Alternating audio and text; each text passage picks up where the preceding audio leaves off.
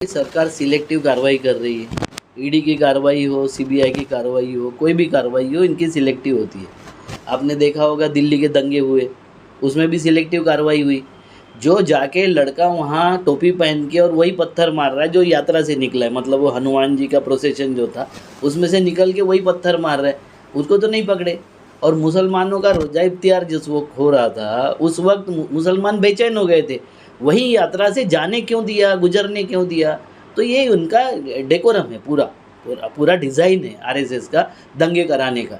मैं कई DCP ACP से बात कर चुका हूँ, वो बोले इस देश में दंगे कराने की ताकत आरएसएस से ज़्यादा किसी में नहीं है।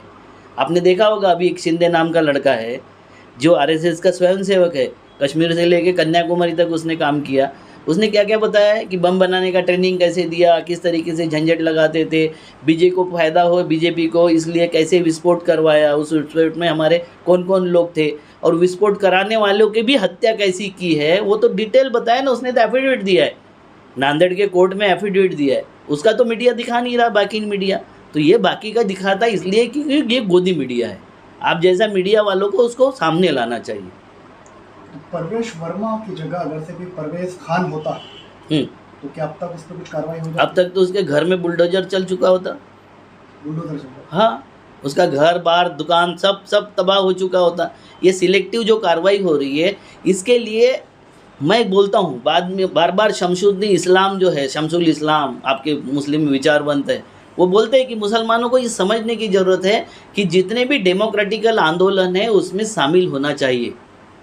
भाई सेकुलरिज्म खाली मुसलमानों के लिए नहीं, हमारे लिए भी सेकुलरिज्म है। मगर ऐसा समझ जाते हैं कि मुसलमानों की सुरक्षा के लिए सेकुलरिज्म हुआ, और वो उस तरीके से जब बोलने लग जाते हैं तो फिर हिंदू समाज उसमें से कटने लग जाता है। वो नहीं होना चाहिए, साथ में आना चाहिए, और साथ में मिलके जब तक नहीं लड़ेंगे तो ये ठीक नहीं होंगे।